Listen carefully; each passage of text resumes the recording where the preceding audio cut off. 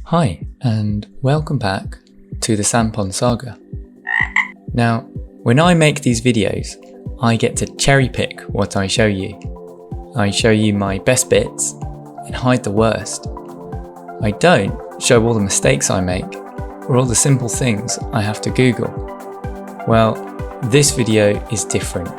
Today, let's look at all the worst and most terrible coding crimes that I've committed.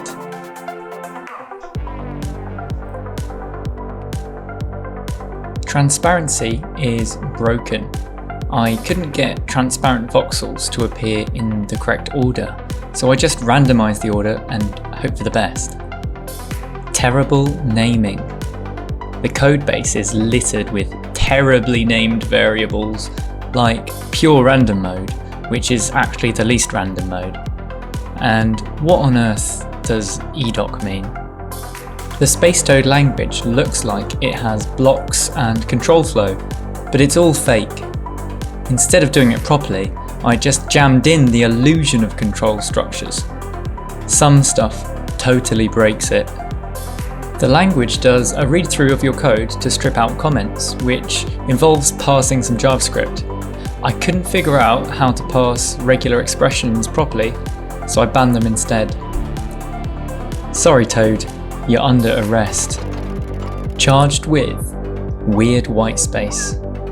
Whitespace is significant in Spacetoad, and the engine freaks out if you mix up tabs and spaces, which can be really hard to debug. It says in the documentation that certain symmetries exist, but they don't. I kept adding parameters to this one function instead of refactoring. Now I can't change anything without it messing up. The global scope is littered with all sorts of things that often get in the way. The JavaScript that the engine produces can get needlessly large for simple things. The engine isn't really even 3D, it's more like 2.5D. Sorry Toad, the jury is out and they've decided that you are guilty.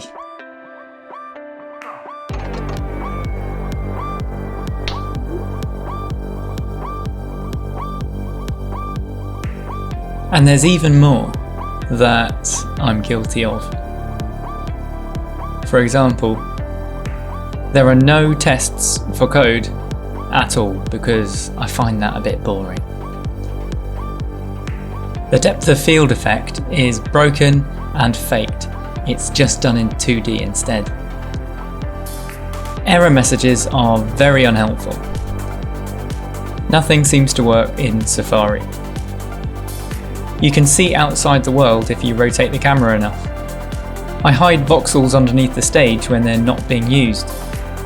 But do all these crimes really matter? Does anyone really care if I commit small crimes like using PowerPoint for video editing? I could go on and on with all the stuff I've done badly, and some people might think less of me for it. But if I didn't break some rules and cut some corners, I wouldn't have been able to make the stuff I have. So if you have a creative hobby or project, I encourage you to break the rules and to share your work proudly, with all its quirks, mistakes, and dodgy bits. Don't worry about them. Something might come along that puts it all in perspective.